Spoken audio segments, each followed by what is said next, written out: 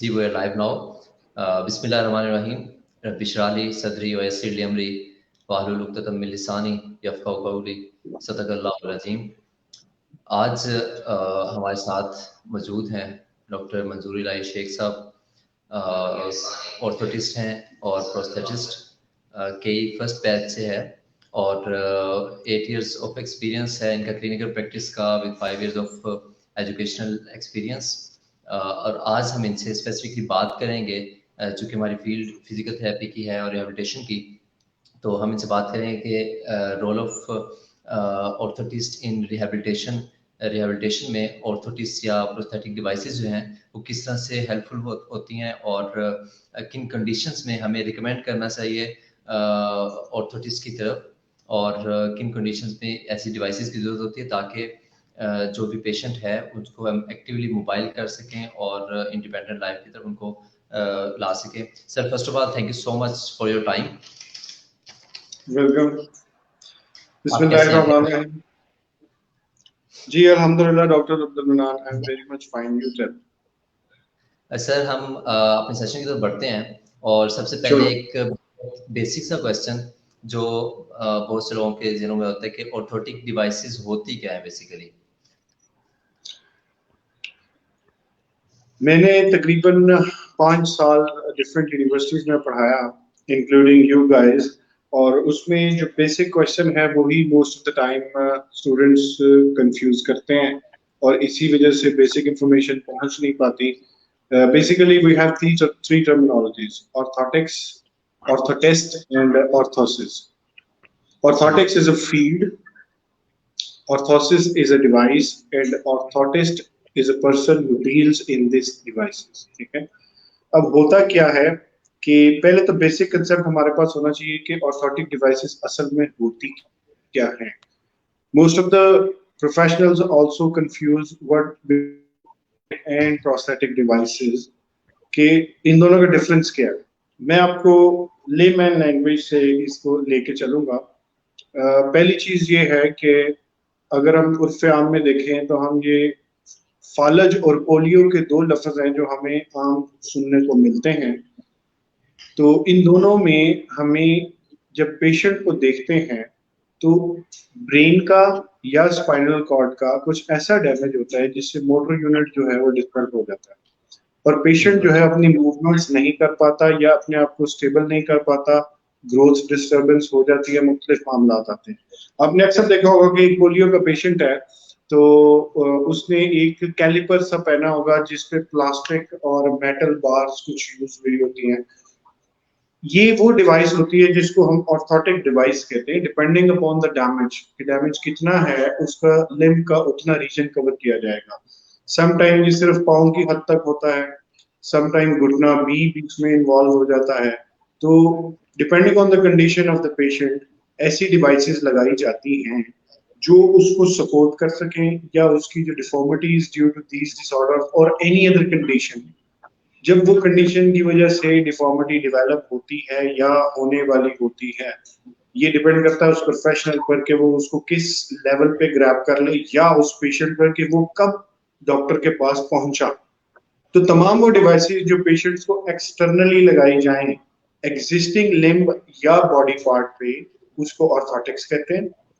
सही। वो ऑर्थोटिक्स का फील्ड है, उसमें ऑर्थोटिक डिवाइसेस आती हैं और जब टांग या बाजू कट जाती है तो जो मिसिंग लिम्ब या बॉडी पार्ट होता है उस पे जो डिवाइस लगती है उसको प्रोस्थेटिक डिवाइस कहते हैं और वो प्रोस्थेटिक्स का फील्ड है।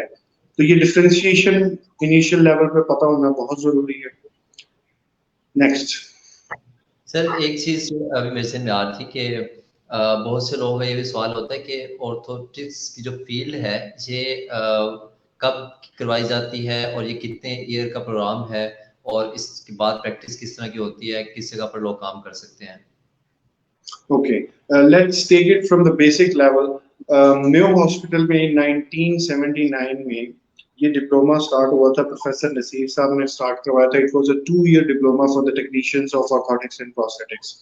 तो उसके बाद इसकी तरफ ध्यान नहीं दिया गया। आफ्टर दैट 2005-6 में RMC डाउ मेडिकल कॉलेज प्लस डाउ मेडिकल कॉलेज प्लस हमारी किंग एडवर्ड मेडिकल यूनिवर्सिटी जहां से मैंने ग्रेजुएशन की पहले बैच से, इन्होंने ये डिग्री 4 इयर्स स्टार्ट करवाई। बिफोर दैट 1989 में PIPOS Pakistan institute for prosthetic and orthotic sciences इदारा है पेशावर में, जो कि खैबर मेडिकल यूनिवर्सिटी की डिग्री देते हैं, उन्होंने ये तब से स्टार्ट करवाई थी। तो सही। the difference between that diploma and this 4 years degree is कि जो टेक्नीशियन का डिप्लोमा है उसमें सिर्फ और सिर्फ आप देखते हैं कि जो टेक्नीशियन है उसको जो डिवाइसेस की मैन्युफैक्चरिंग है, वर्कशॉप रिलेटेड वर्क है, सिर्फ वो सिखाया जाता है। But in the 4 years degree जो कि इस टाइम ऑनगोइंग है, जिसको BS honours orthotics and prosthetics कहा जाता है, वो 4 years की जो डिग्री है उसमें clinical correlation, basic medical sciences, basic engineering sciences, applied medical sciences, applied engineering sciences और तमाम इस तरह वार्ड्स वगैरह में भेजा जाता है, बेसिक सर्जरी की चीजें नॉलेज दिया जाता है, एनाटॉमी फिजियोलॉजी सब कुछ कवर अप करवाया जाता है और एंड रिजल्ट ये आता है कि patient is able to assess, get the proper facilitations of orthotics and prosthetics. तो एक्सक्यूज मी, तो the difference between technician and a technologist is कि prescription scenario, अगर एक टेक्नीशियन के पास पेशेंट भेज दिया जाएगा तो वो ये नहीं देखेगा कि पेशेंट को सॉलिड एंगल एफओ चाहिए, लीफ स्प्रिंग चाहिए, डायनामिक चाहिए, क्या चाहिए, क्योंकि वो इन चीजों की इंडिकेशंस को इतना नहीं समझता। He can just follow the orders of the orthopaedic surgeon, physiotherapist और any neurologist who is referring the client. लेकिन जो ऑर्थोटिस्ट एंड प्रोस्थेटिस्ट जो प्रोफेशनल होता है उसको चूंकि तमाम इन मॉड्यूल्स से गुजारा जाता है, क्लिनिकल डिसीजन मेकिंग उसके पास है, एविडेंस बेस्ड प्रैक्टिस उसके पास है, तो he can correlate the indications and finally differentially diagnose करता है और उसके बाद डिसाइड करता है कि जी हमें कौन सी डिवाइस चाहिए, कौन सी नहीं चाहिए, और फिर उसका initial checkout, medial checkout, final checkout, ये सारी चीजें कंट्रोल की जाती हैं और उसको आगे चलाया जाता है। तो ये बेसिकली 4 years डिग्री है, तमाम यूनिवर्सिटीज में ये 4 years की ही ऑफर होती है, जिसमें most of the time different universities are offering different kind of curriculums. तो होता ये है कि कुछ यूनिवर्सिटीज में क्लिनिकल जो वर्क है उसको सेकंड ईयर से स्टार्ट किया जाता है, वर्कशॉप को थर्ड ईयर से किया जाता है, डिपेंडिंग ऑन द इंस्टीट्यूट के वो कौन सा इंस्टीट्यूट है। तो BS honours obviously enhance degree. सही। सर ये पाकिस्तान में किस किस जगह पर अभी ये डिग्री करवाई जा रही है, आप अगर उसको अगर लिस्ट आउट कर सकें चीजों को?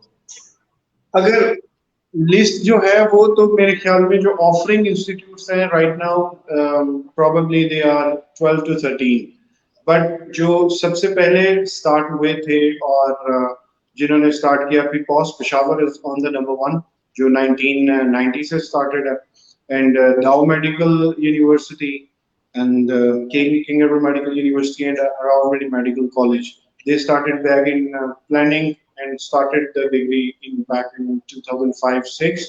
Officially, it started in 2008. After that, different universities इसको ऑफर करना चाह रही थी, लेकिन हुआ ये कि कुछ यूनिवर्सिटियों का करिकुलम पास हो गया, कुछ का नहीं हुआ। राइट नाउ इसरा यूनिवर्सिटी भी इस पे काम कर रही है, उसके भी बैचेस स्टार्ट हो चुके हैं। रोहिंग्या खां में एक इंस्टीट्यूट है, उन्होंने ये स्टार्ट किया। डाउ मेडिकल कराची का भी काफी सालों से चल रहा है। तो कुछ यूनिवर्सिटीज कोशिश कर रही हैं कि एज सुन एज पॉसिबल इसको लॉन्च किया जाए। तो लॉन्च करने से ये होगा कि जिनको नहीं इस डिग्री का पता, वो आहिस्ता आहिस्ता आहिस्ता आहिस्ता इस फील्ड की तरफ आएंगे। देखें, हमारे फील्ड में इस चीज की बहुत जरूरत है कि प्रोफेशनल ज्यादा निकलें। लोगों को इस फील्ड की अवेयरनेस नहीं है, they don't know the advantages of this field. हमें इसको बदलना होगा और जितने ज्यादा इंस्टीट्यूट्स ऑफर करेंगे उतने ज्यादा प्रोफेशनल्स मार्केट में आएंगे, तो ये फील्ड प्रोफेशनल्स के हाथ में जाएगा, अदरवाइज ये क्वार्टरी के हाथ खराब होता रहेगा। सही।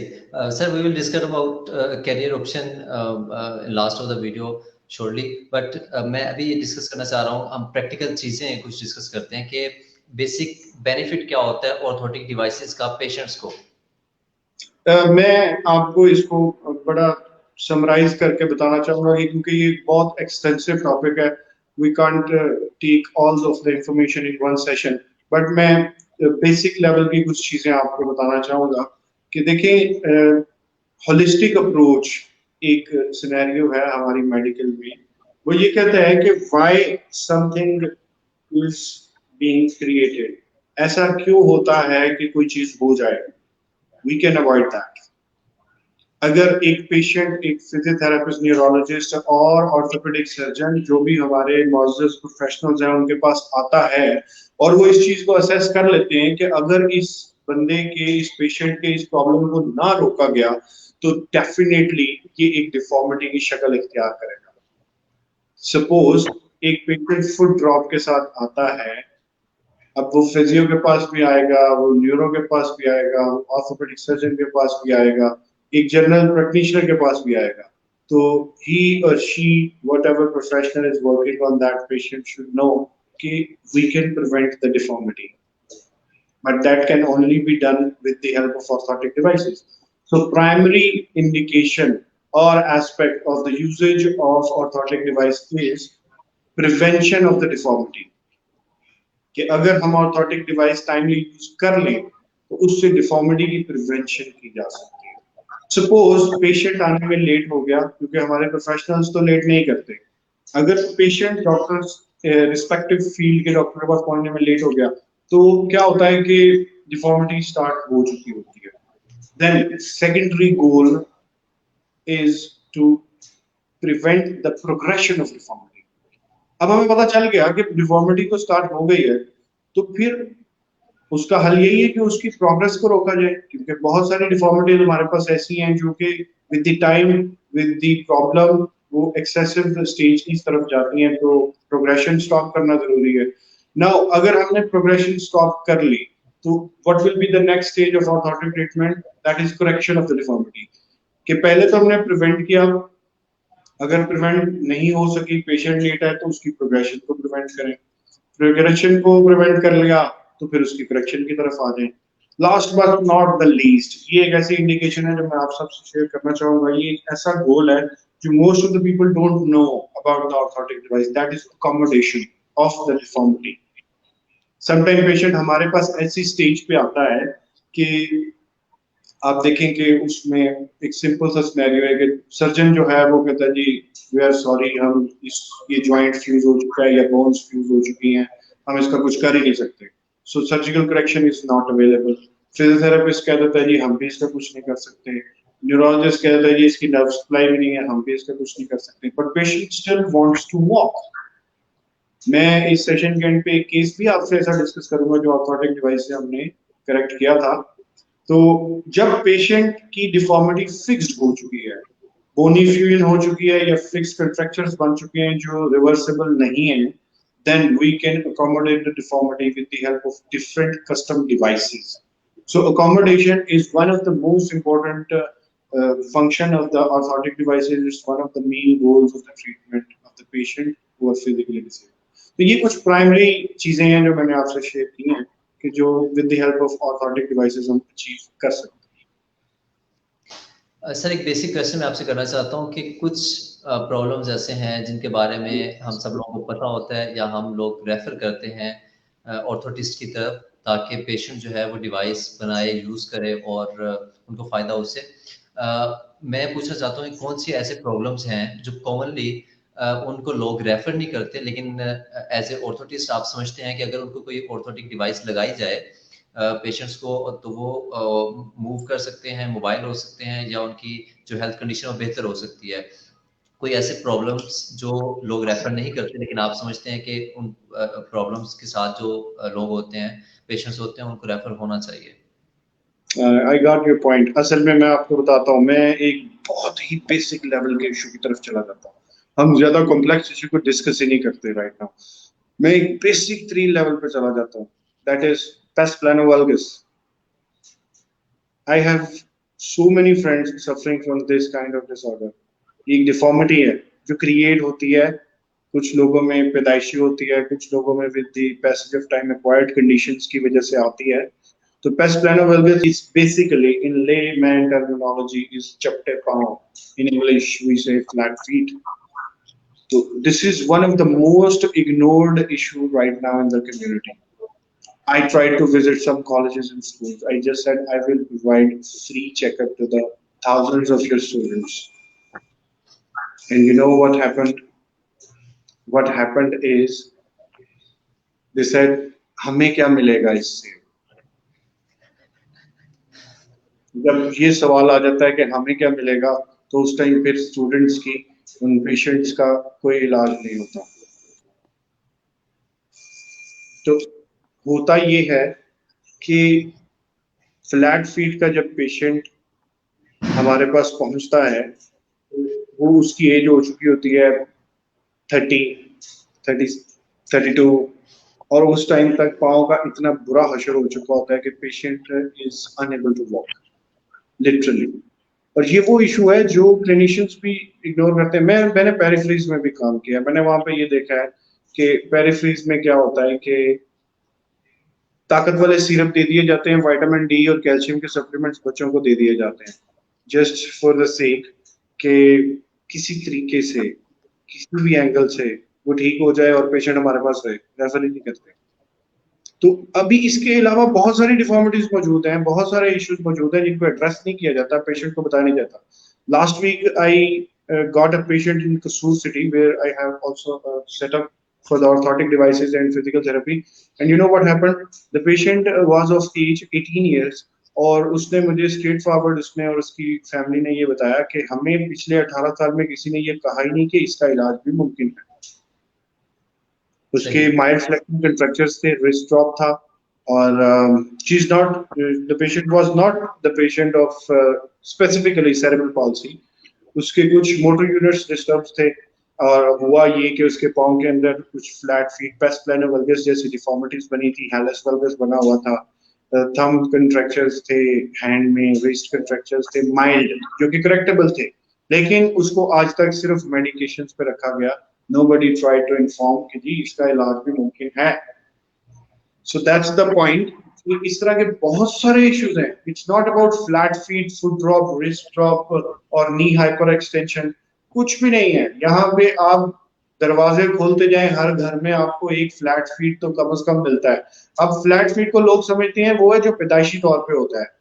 इधर हम अगर 10 बंदों को चेक करेंगे तो 2 फ्लैट फीट निकलेंगे और 5 मीडियल अनस्टेबिलिटी के निकलेंगे, एंकल मीडियल अनस्टेबिलिटी, जो कि एक्वायर्ड फ्लैट फीट की तरफ लेके जाती है till the age of 25 to 30 years. We don't have the awareness of that kind. और ये हमारे प्रोफेशनल्स को देखना होगा कि अगर एक जीपी के पास कोई पेशेंट आता है विद फ्लैट फीट, तो उसको ताकत के सिरप पे मत लगाओ, खुदारा उसको मीडियल आर्ट सपोर्ट रिक्वायर्ड है। तो इस तरह बहुत सारे इश्यूज मौजूद हैं। Later on we will discuss about them also. Sir मैं एक general question, pediatric physical therapy की फील्ड से हमारा ताल्लुक है, तो मैं उसके बारे में पूछना चाहूँगा कि पेशेंट्स की कंडीशन में अगर हम सेरेब्रल पाल्सी ही को डिस्कस कर लेते हैं तो कितनी तरह की ऑर्थोटिक डिवाइसेस जो हैं आप समझते हैं कि ऐसी कंडीशन में हेल्पफुल हो सकती हैं बच्चों में? सर देखिए, डिपेंडिंग अपॉन द कंडीशन के पेशेंट की सेरेब्रल पाल्सी की एक्सटेंट कितनी है, माइल्ड है, मॉडरेट है, सीवियर है, कितनी है। समटाइम पेशेंट हमारे पास जब पहुंचता है तो उसको नी पे 45 डिग्री का फिक्स कंट्रैक्चर बना होता है। मुझे बताएं कि 45 डिग्री के फिक्स कंट्रैक्चर को मैं ऑर्थोटिक डिवाइस से कैसे ठीक कर दूंगी। अगर किसी ने उसका, ऐसे भी केसेस आते हैं कि टेंडन रिलीज किया गया है, टीए टाइटनिंग सेरेब्रल पाल्सी के पेशेंट में बहुत ज्यादा पाई जाती है, even in the mild cases. तो सर्जन्स ने अगर उसका क्या किया कि टीए टाइटनिंग को रिलीज कर दिया, आफ्टर दैट उन्होंने फिजियो की तरफ रेफर किया भी तो वो पेशेंट नहीं गया। अगर पेशेंट चला भी गया तो फिजियो ने ऑर्थोटिक्स की तरफ रेफर नहीं किया।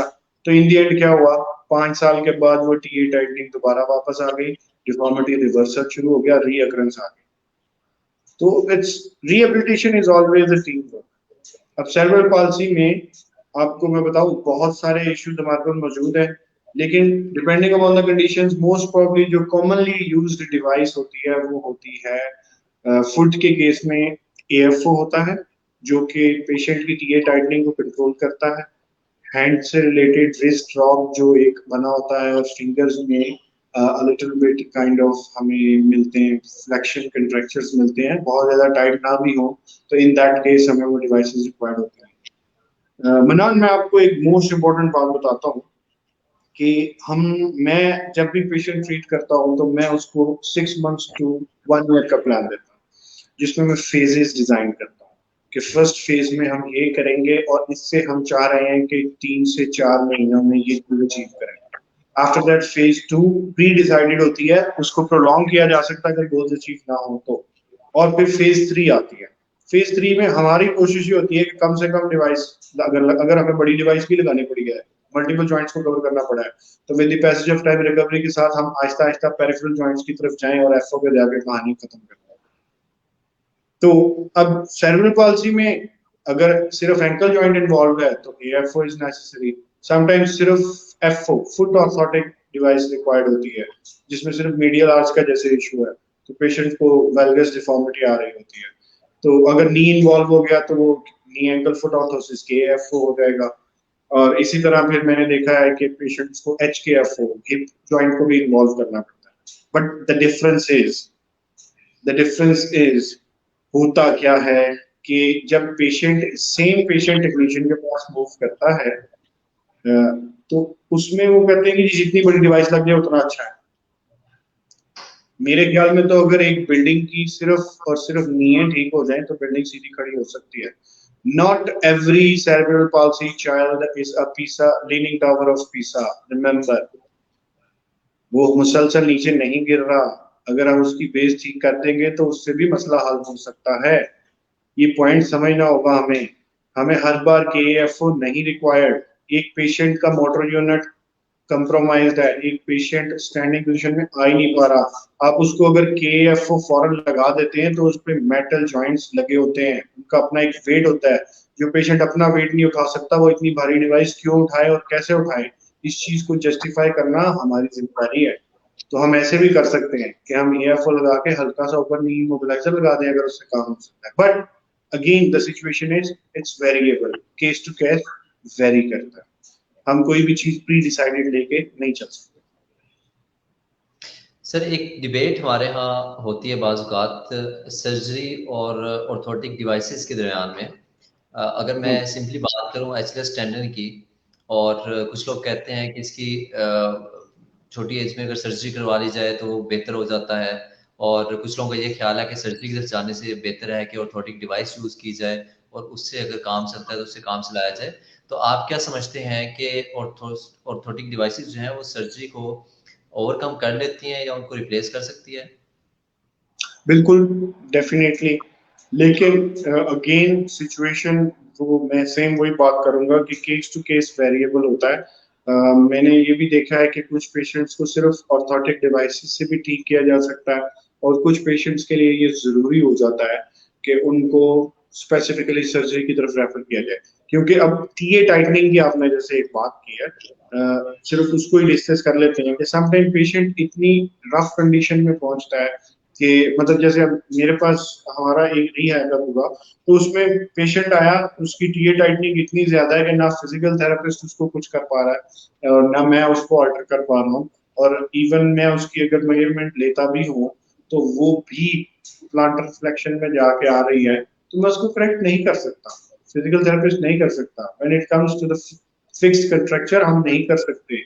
और हाँ, दूसरी बात आपने की कि अगर सर्जरी जितना जल्दी हो जाए उतना बेहतर है। यस, डेफिनेटली जितनी जल्दी हो जाए उतने ज्यादा परफेक्ट और अच्छे रिजल्ट्स हमारे पास आते हैं।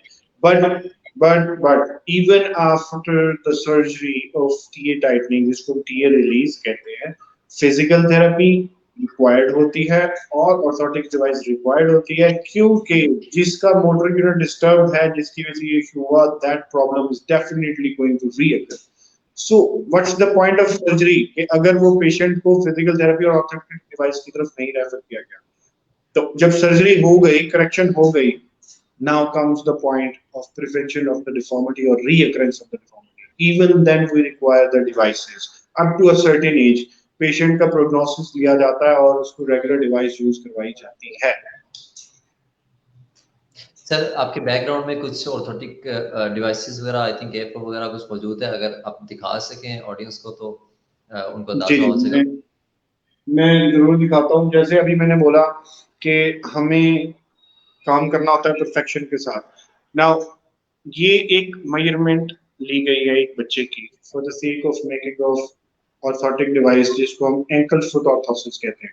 आप देख सकते हैं कि ये उसके पाँव का इम्प्रेशन लिया गया है, या आप इसको जो भी नाम दे दें।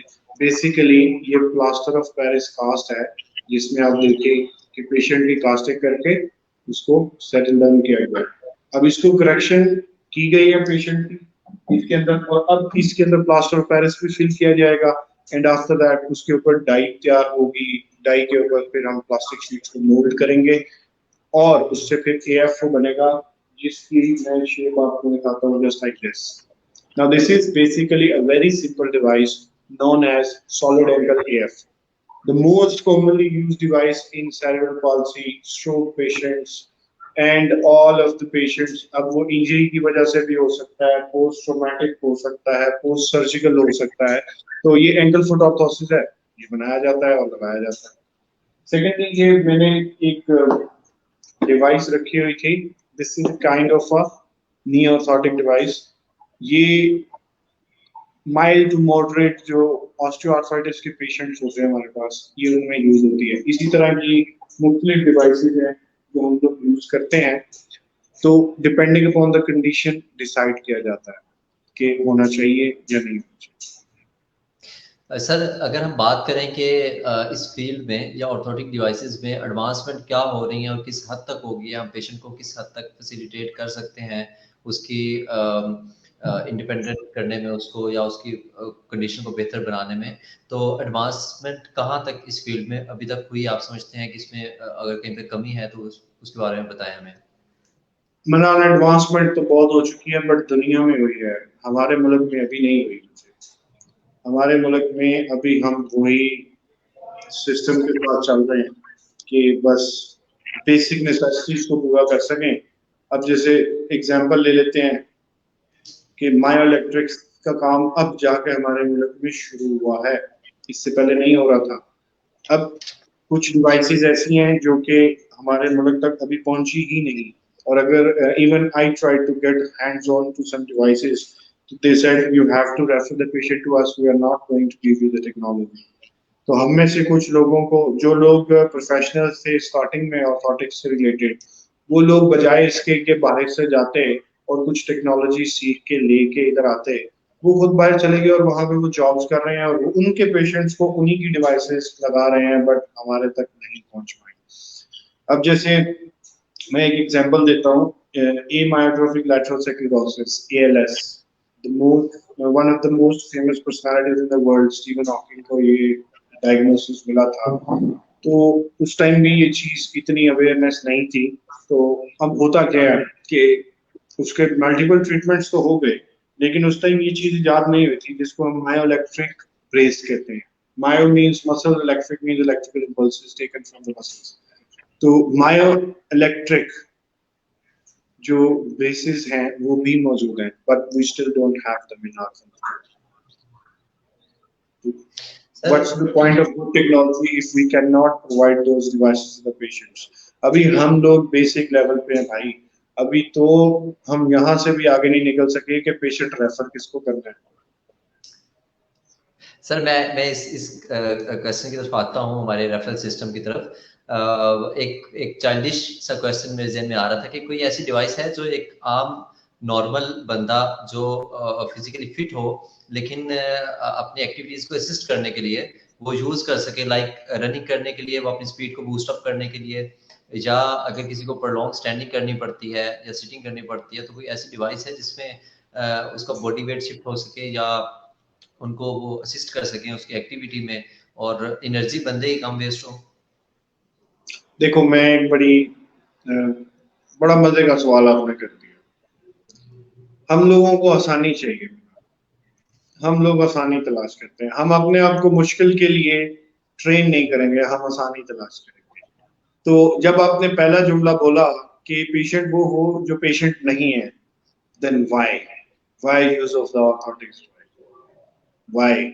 सिंपल सा क्वेश्चन मेरा है आगे से आपसे क्रॉस। आप एक मसल को ट्रेन करें कि वो मुश्किल चीज को हल कर सके, ना कि उसको डिवाइस डिपेंडेंसी की तरफ लेके जाए।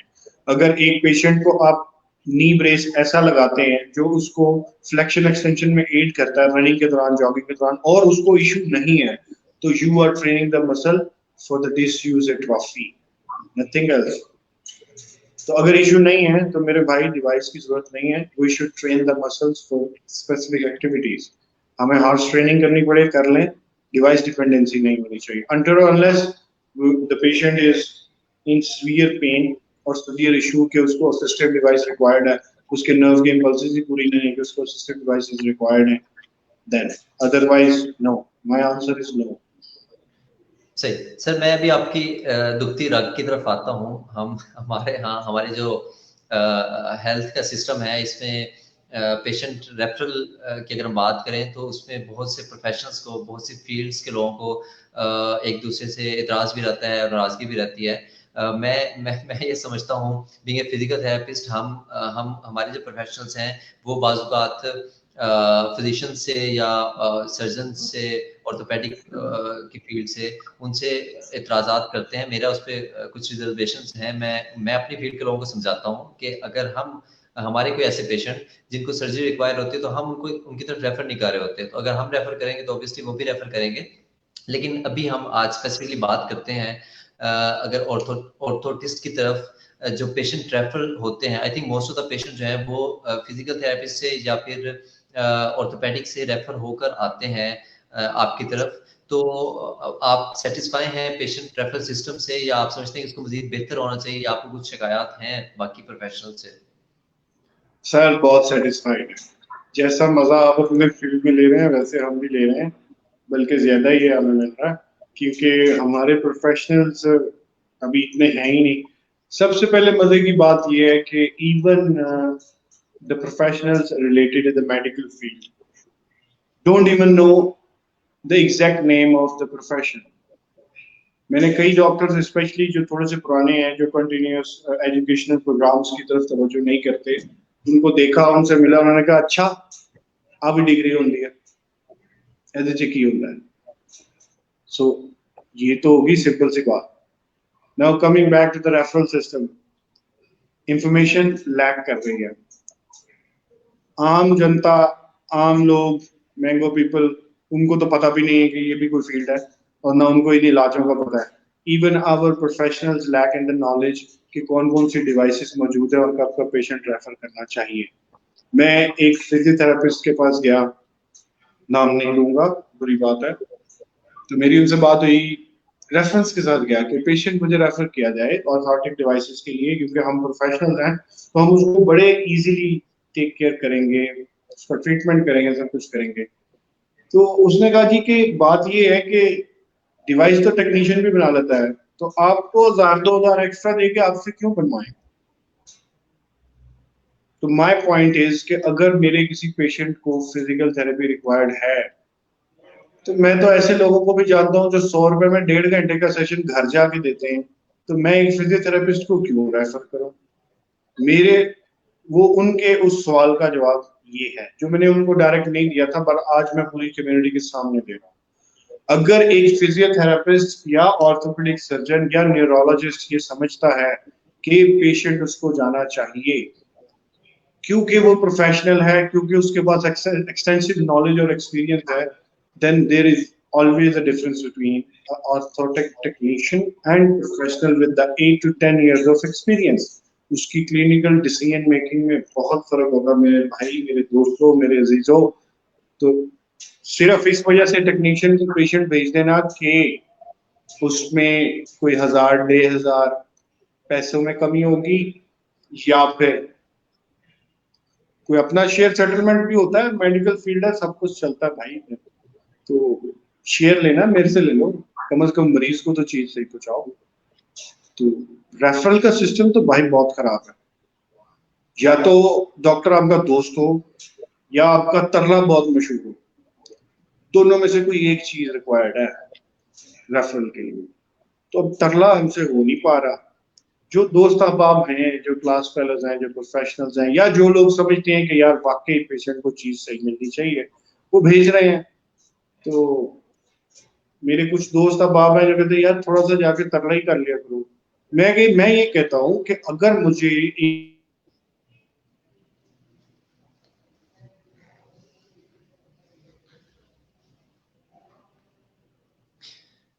Sir I think there some kind of internet problem.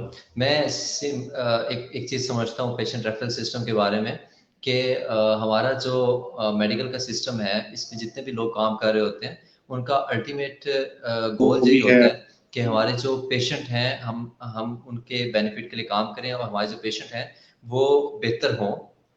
Patient की जो सक्सेस रेशियो है वही हमारे लिए मैटर करती है। तो आई थिंक आपको नहीं लगता कि यहाँ पे किसी जगह पर अवेयरनेस का मसला आता है? हमारे जो प्रोफेशनल्स हैं, अगर हम ऑर्थोपेडिक की बात करें, फिजिशियंस की बात करें या इवन फिजिकल थेरेपिस्ट की बात करें, तो उनमें अवेयरनेस की कमी की वजह से वो लोग रेफर नहीं करते। ईगो वाला मसला तो आई थिंक इसमें बहुत ज़्यादा नहीं होना चाहिए। आई थिंक अवेयरनेस की कमी की वजह से उनको पता नहीं होता कि किस पेशेंट को कौन सी डिवाइस लग सकती है और उसका अल्टीमेट फायदा क्या होगा उनके पेशेंट देखिए को। मनान, ईगो वाला भी मसला मौजूद है हमारे पास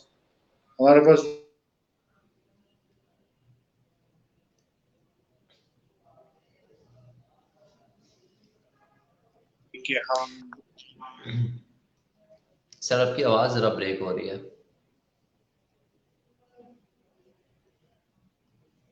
और इसको बेहतर तरीके से चला सकें। अगर कुछ प्रोफेशनल्स को इंफॉर्मेशन नहीं पहुंची तो ये फिर हमें इसका ख्याल करना पड़ेगा कि हम सही। प्रोफेशन तक इंफॉर्मेशन पहुंचा सकें।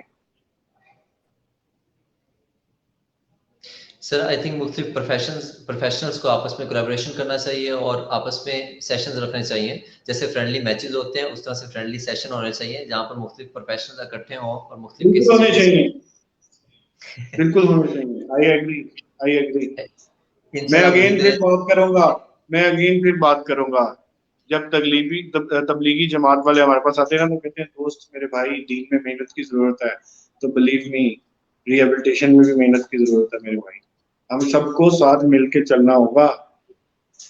सो अल्टीमेटली ये सारी आई थिंक आई बिलीव कि ग्रोइंग फेज में है और इन सबको एक दूसरे को अगर असिस्ट करते हैं तो ज़्यादा बेहतर तरीके से हम रिप्रेजेंट भी कर सकते हैं अपनी फील्ड को भी, और हम अपने अगर पेशेंट्स के लिए अच्छा काम करते हैं तो फिर हमारे यहाँ से लोगों का जो ट्रस्ट है मेडिकल कम्युनिटी पर, और जो लोग बाहर जाते हैं ट्रीटमेंट करवाने के लिए, वो उसको कंट्रोल किया जा सकता है। सर एक और मजीद आपकी दुखती रग, हमारे यहाँ गवर्नमेंट जॉब्स जो हैं, अगर हम करियर की बात करें, करियर ऑप्शन की, अगर कोई कोई शख्स इस फील्ड में आता है, बहुत से जो लोग एफएससी करते हैं वो सवाल करते हैं कि क्या हमें ये फील्ड चूज करनी चाहिए, ये नहीं करनी चाहिए। तो अल्टीमेटली मैं समझता हूँ कि एक प्रोफेशनल फील्ड जो है उसमें खिदमत के अलावा बंदे ने वहाँ से अर्न करना होता है, उस फील्ड से उनको फैमिली रन करनी होती है और अपनी ज़रूरियात को पूरा करना होता है। तो उसके लिए ऑब्वियसली बंदे को उसकी प्रैक्टिस इफेक्ट करती है या उनकी जो जॉब्स है वो इफेक्ट करती है। तो हमारे सोसाइटी में गवर्नमेंट जॉब को एक सिक्योर जॉब समझा जाता है। तो गवर्नमेंट जॉब्स आप समझते हैं कि इनफ हैं इस फील्ड में, कि जो लोग यहाँ इस फील्ड में काम कर रहे हैं वो अच्छे से सर्वाइव कर पा रहे हैं प्रोफेशनली? सवाल बहुत अच्छा है आपका, और दुखती रग नहीं, आपने तो मेरे ऊपर ही पाँव रख दिए। मैं आपको एक मजे की बात बताता हूँ। आप पूछ रहे हैं क्या इनफ जॉब्स मौजूद है? Let me tell you a cute story. हमारी जॉब्स हैं ही नहीं। और बताएं, हम बगैर जॉब्स के फिर रहे हैं। आप जॉब्स किसी की बात करते डीएसपी हैं। यहाँ पे में मनान, माजरत आपकी बात काट रहा हूँ, यहाँ पे डिग्री शुरू करवाई जाती है कॉलेज को यूनिवर्सिटी में कन्वर्ट करने के लिए, और डीन से प्रो वाइस चांसलर या चांसलर बनने के लिए। यहाँ पे डिग्री अवाम उन्नास के लिए स्टार्ट नहीं करवाई जाती। मैं स्ट्रेट फॉरवर्ड बात आपको बताता हूँ कि यहाँ पे डिग्रियां बगैर उस्तादों के होती हैं। एचईसी को पैसा खिला के डिग्री शुरू कर दी जाती है, फैकल्टी हो या ना हो, जॉब हो या ना हो। ऑर्थोटिस्ट एंड प्रोस्थेटिस्ट, ये एक ऐसा प्रोफेशन बन चुका है, ये ऐसे प्रोफेशनल्स हैं जिनके पास जॉब्स नहीं है। मैं एक छोटी सी बात आपको जाते जाते शेयर कर देता हूँ, हालांकि टॉपिक से हट जाएंगे। इदारे का नाम नहीं लूंगा, 50-50 ऑर्थोटिस्ट निकल रहे हैं वहां से इस time. Can you imagine? 50-50 orthotist निकल रहे हैं, उनके पास क्लिनिकल सेटिंग नहीं है। उनका एक ग्रेजुएट मेरे पास आया, मैंने उसको कहा what is the difference between solid ankle AFO and leaf spring AFO? वो कहता है सर पहले तो एएफओ याद कर लूं वो क्या है। और उसके पास 4 जीपीए था मेरे प्यारे भाई। उसने आज तक मरीज नहीं देखा था, डिवाइस बनाना तो बहुत दूर की बात, उसको एएफओ का ही नहीं पता। 4 जीपीए लेके फिर रहा भाई वो भी। तो काम तो इधर सारे हो जाते हैं हमारे मुल्क में। ये कंट्रोलिंग बॉडीज कहाँ हैं जो डिग्रियां शुरू होते वक्त ये क्यों नहीं देखती कि वहां पे टीचर है या नहीं है? और जॉब्स तो बड़ी दूर की बात है, अपने नेक्स्ट लेवल पर पहुंच गए हैं भाई। हमारा तो बेसिस ही नहीं ठीक है भाई। सर आप इसको सम अप करते हैं, आप किसी भी नए बच्चे को, कोई एफएससी करके आता है, वो चाहता है कि मैं इस फील्ड को चूज करना चाहता हूँ, मैं इस फील्ड में आना चाहता हूँ, तो आप उसको मशवरा देंगे ये फील्ड चूज करने के लिए या नहीं? मैं बिल्कुल मशवरा दूंगा, क्योंकि मैंने किया। नहीं मशवरा दूंगा तो फिर मैं अपनी तस्लील खुद कर रहा हूँ ना। पॉइंट तो ये है। और मैं जिस फील्ड से अर्न कर रहा हूँ, मैं अपना सर्कल चला रहा हूँ या मैं इंसानियत की खिदमत कर रहा हूँ, whatever I am trying to do is, तो अगर मैं किसी और को मशवरा नहीं दूंगा तो वो गलत है। हाँ, मैं उसको तरीका जरूर समझाऊंगा। जब मैंने केई में एडमिशन लिया था मनान, I had option with the 12 allied health professions, और मैंने इसको डेलिबरेटली चूज किया था। क्यों? उसकी रीजंस मैं आपके साथ शेयर करता हूँ। न्यू इमर्जिंग फील्ड था और हॉस्पिटल डिपेंडेंट फील्ड नहीं है।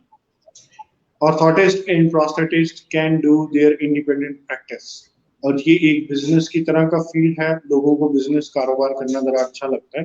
तो ये मेडिकल प्रैक्टिस भी है और इसमें डिवाइस मैन्युफैक्चरिंग भी है, प्री फैब्रिकेटेड हो या कस्टम डिवाइसेस हो, तो ये एक बिजनेस भी है।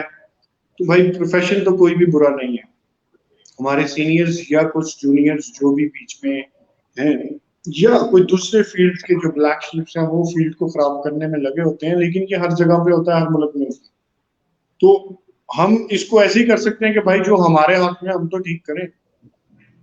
तो मैं तो मशवरा जरूर देता हूँ लोगों को कि करो, बस ये चेक कर लो कि क्या उनकी क्लिनिकल एफिलिएशन है उस इंस्टीट्यूट की जहाँ आप जा रहे हैं, क्या वो आपके पास प्रॉपर फैकल्टी आपको प्रोवाइड करेंगे, क्या वो आपको वो सारी चीजें सिखाएंगे जो डिग्री में होनी चाहिए। अब मैं ये तो नहीं इस ऑन एयर इस बात को डिक्लेयर कर सकता कि किस इदारे में क्या हो रहा है क्या नहीं हो रहा, लेकिन मैं ये जरूर कह सकता हूँ कि प्लीज इदारे को खुदारा चेक कर लें कि जहाँ आप डिग्री करने जा रहे हैं वहाँ की फैकल्टी का लेवल क्या है, क्या वो डिवाइसेस बनाना सिखाते हैं, क्या वो आपको क्लिनिकल कोरिलेशन सिखाते हैं, क्या वो आपको पेशेंट देखना, असेस करना, उसकी प्रिस्क्रिप्शन करना, डिजाइन करना, डिवाइस देना, पहनाना, उतारना, चलना फिरना, गेट एनालिसिस, गेट ट्रेनिंग, सारा कुछ सिखाते हैं, या सिर्फ वो डिग्री का एक पेपर देते हैं जिसपे 4 जीपीए होगा और यू डोंट इवन नो कि एएफओ क्या होता है। तो ये तो नहीं ठीक है।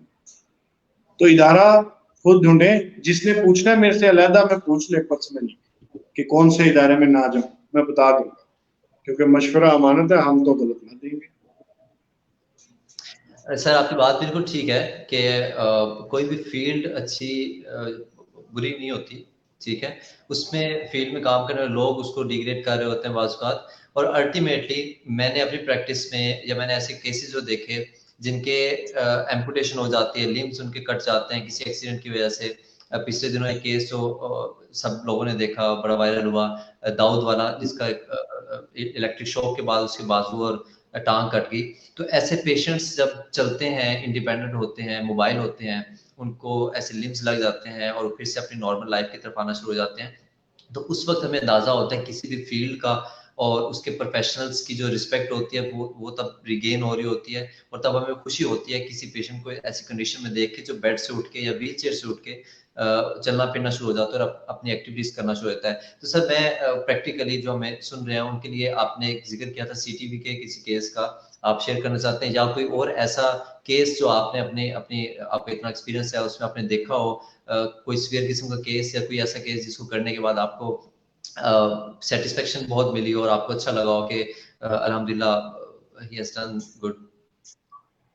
जी जी, मैंने अपनी लाइफ में 2 केसेस ऐसे किए जिसके बाद मुझे बड़ी खुशी भी मिली थी, और उसके बाद अब तो रोज मिलती है, क्योंकि रोज कोई ना कोई पेशेंट हम डील करते हैं जो नहीं चल पा रहा होता उसको चलाते हैं या जो भी करते हैं। एक पेशेंट था 14 इयर्स ऑफ एज, वो किसी गांव से आया था, और जब वो आया तो हमने देखा उसके पांव सारे छिले हुए थे। कहाँ से? लैटरल बॉर्डर से, lateral border of the foot. Problem क्या थी?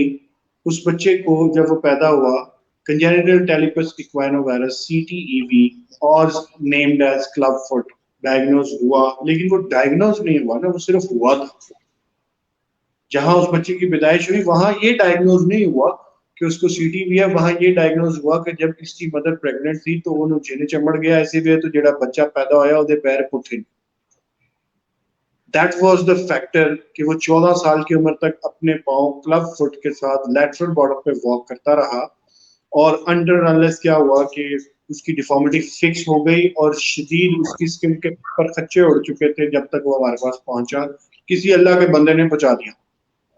अब ये वो गोल है ट्रीटमेंट का, ऑर्थोटिक्स का, जो मैंने पहले आपको बता रहा था, जिसका मैंने नाम लिया accommodation of the deformity. So what actually we did is कि करेक्शन तो उस पेशेंट की सर्जिकली भी नहीं हो सकती, कॉस्मेटिकली किसी तरीके से नहीं हो सकती, ना फिजिकल थेरेपी से। तो हमने ऐसे शूज डिजाइन किए जो पूरी तरह लेस्ड अप थे ऊपर से, उसका पूरा माउथ यूं खुलता था और उसका पांव स्ट्रेट ऐसे अंदर जाता था, और ऊपर से सारा लेस्ड अप करके, या स्ट्रैप लगा सकते कुछ भी, वो बंद कर दिया।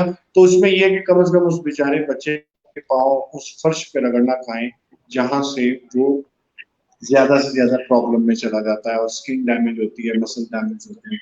तो अकोमोडेशन ऑफ द डिफॉर्मिटी इस केस में हमने ये किया था, और वो बच्चा उसके बाद जब भी चला उसके पाँव पे जख्म नहीं, जो कि पहले होते थे क्योंकि उसको कोई जूती या शूज या कोई चीज पूरी नहीं आती थी। एक ये केस किया था।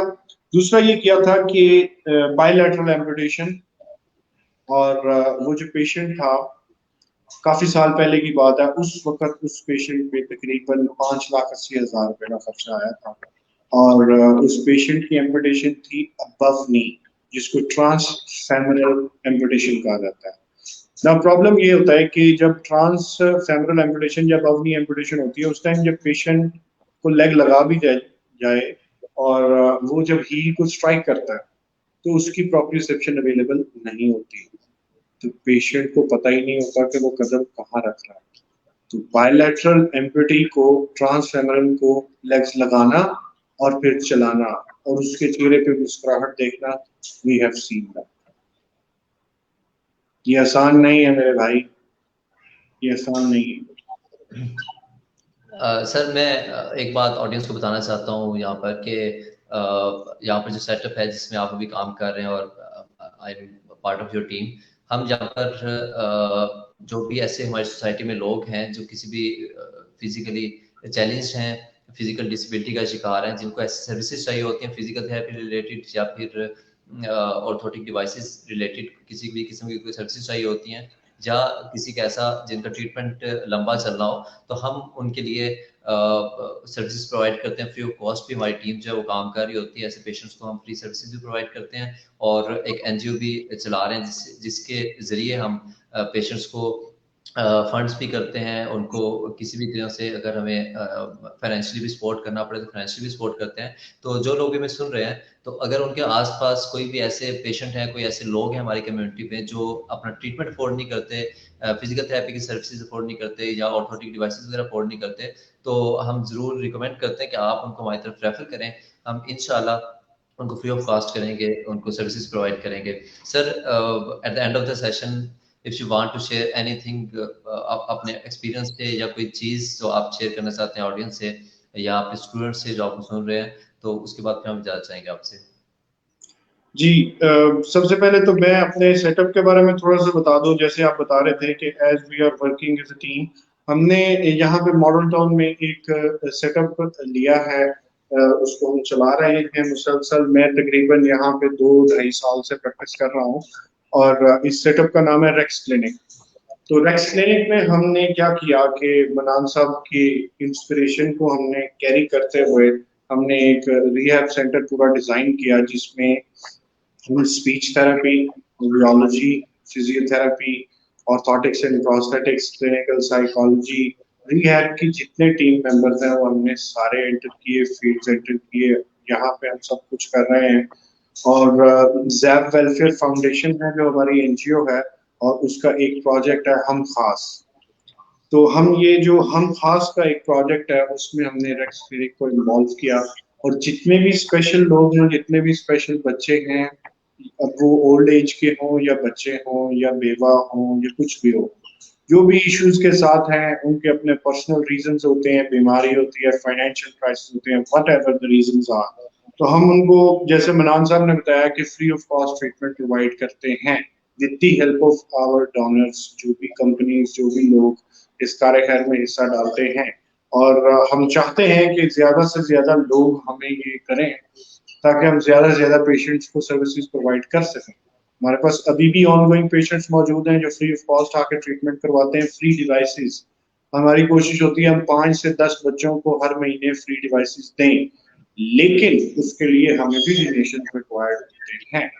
तो इस वीडियो को जब अपलोड किया जाएगा सेपरेटली दोबारा, तो उसके नीचे हम लिंक्स और सारी इंफॉर्मेशन प्रोवाइड करेंगे अगर कोई बंदा हमसे रब्ता करना चाहे, for the sake of donation, for the sake of helping those poor kids, जो कि पुअर सिर्फ फाइनेंशियली नहीं है मेरे भाई, वो पुअर है अपनी हेल्थ से रिलेटेड। और हमें उन्हें अगर अमीर करना है तो हमें पहले उनकी हेल्थ में अमारत लानी होगी, उसके बाद फिर हम उनकी जेबों में पैसे भर सकेंगे। किसी को 2 वक्त की रोटी दे देना काम नहीं है, किसी को इस काबिल बनाना कि वो 2 वक्त की रोटी आगे भी दे सके, ये मेन मेहनत है। रिहैब में मेहनत की जरूरत है।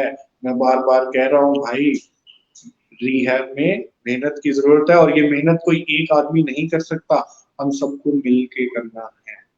और सिर्फ पैसे ही नहीं चाहिए होते, और भी बहुत कुछ चाहिए होता है, हिम्मत, ताकत, जोश, बलबला, और एक दूसरे का साथ, एक दूसरे को समझने की ताकत, एक दूसरे को कुछ समझ लेना कि भाई इसके पास कुछ है, ये वाकई ऐसे नहीं बोलता, इसके पास कुछ है। जैसे मैंने मनान साहब आपको समझा, तो ही हम साथ बैठे हैं, आपने मुझे कुछ समझा, तो फिर हम बहुत कुछ, बहुत सारा लोगों को समझा भी पाएंगे इंशाल्लाह। तो बाकी स्टूडेंट्स से मेरी यही दरखास्त है, 3 इडियट्स मूवी दोबारा देख लो, बहुत जरूरी है मेरे भाई।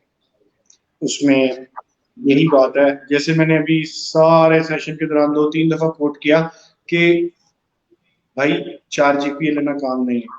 मरीज सामने आए और तुम्हारे हाथ कांप रहे हो और तुम्हें ये ना पता हो इस बंदे को एक्चुअली मसला क्या है, कि क्वाड्रिसेप्स की बजाय हैमस्ट्रिंग को रगड़ा दे दोगे तो पेशेंट का क्या हाल होगा, और ऊपर जाके खुदा को क्या जवाब दोगे। ये एक जिम्मेदारी है, ये सिर्फ इलाज और पैसे कमाने का जरिया नहीं है, ये रिस्पॉन्सिबिलिटी है। Bigger the position bigger the responsibility, with power comes responsibility.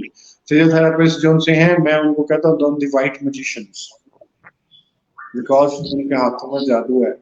लेकिन अब अगर एक इंसान को खोता बनाने का जादू है तो वो तो गलत है, खोते को इंसान बनाना है तो वो जादू चाहिए।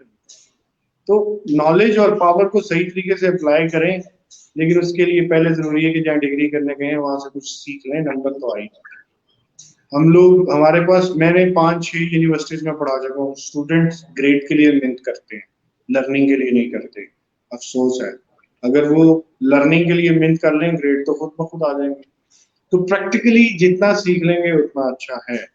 और कोई भी फील्ड अच्छा बुरा नहीं है, लोग बुरे हैं, हम बुरे हैं जो उसको बुरा प्रेजेंट करते हैं। Physiotherapy magic, orthotics and prosthetics जादुई डिवाइसेस हैं, दोनों मिलके आग लगा सकते हैं, लेकिन मिलना जरूरी है। तो लेट्स होप मनान साहब कि जो थॉट हम लोग रखते हैं वो सारे अचीव कर सकें।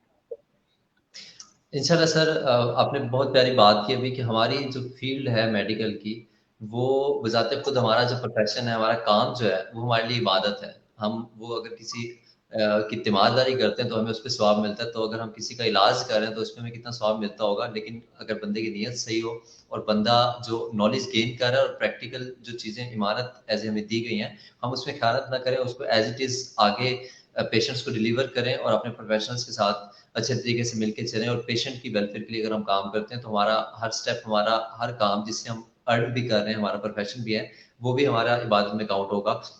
तो sir thank you so much, आपने हमें अपने बिजी शेड्यूल में से बहुत ज़्यादा टाइम दिया। और इंशाल्लाह जो क्यूरीज आती हैं हम उस पर एक मजीद सेशन भी रखेंगे। Thank you so much for your time. No problem, thank you Manan, अल्लाह हाफिज। खुदा हाफिज़।